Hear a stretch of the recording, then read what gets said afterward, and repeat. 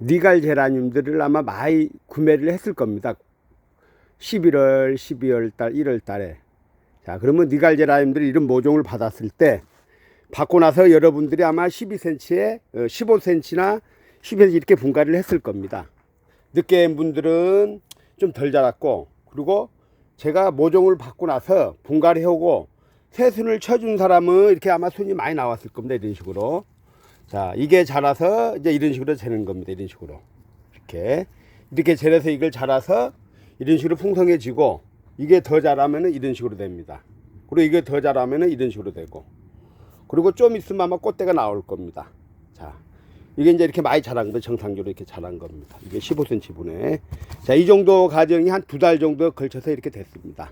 그런데 여러분들이 이렇게 자라다 보니까 아마 크는 속도가 굉장히 빨랐을 겁니다. 물 자주 주고 또 적정한 환경에서 키우신 분들은 니갈 제라늄들 아마 폭풍 성장을 했을 겁니다.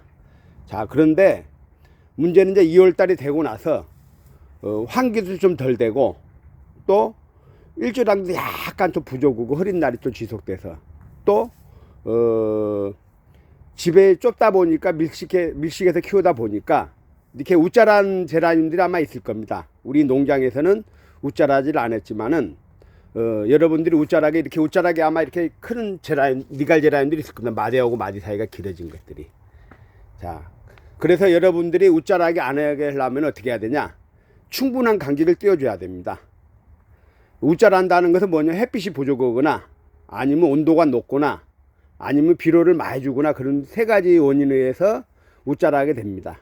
자, 그래서 니갈 제라늄들은 크는 속도가 빠르기 때문에 제가 액비나 물비료를 주지 말라고 하는 이유가 그거고, 둘째는 충분한 간격을 띄워주는 게 가장 좋습니다. 자, 제가 이렇게 심었을 때는 이런 식으로 이렇게 밀식을 해놨는데 자란과 동시에 조금씩 이렇게 띄워주는 겁니다. 그때 따라서. 그래서 여러분들이 재료로 물건을 만들려면은 충분한 간격을 이렇게 띄워주는 게 좋습니다.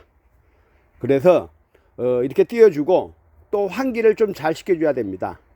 기본적으로 온도가 제라늄 20도에서 25도가 넘어가면은 온도를 떨어뜨리기 위해서 환기를 시켜줘야 됩니다. 그것만 명심하시면은 웃 안 자라고 잘 키울 수 있을 겁니다. 그리고 또 더 중요한 것은 여러분들이 더 풍성하게 하려고 새순을 자꾸 집어주거나 가지치기를 하면은 꽃대가 없어진다고 생각하시면 됩니다.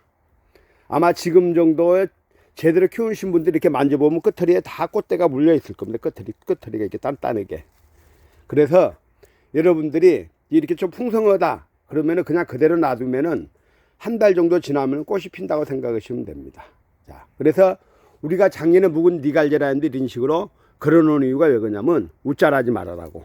이렇게 풍성하게 이렇게 되는 겁니다.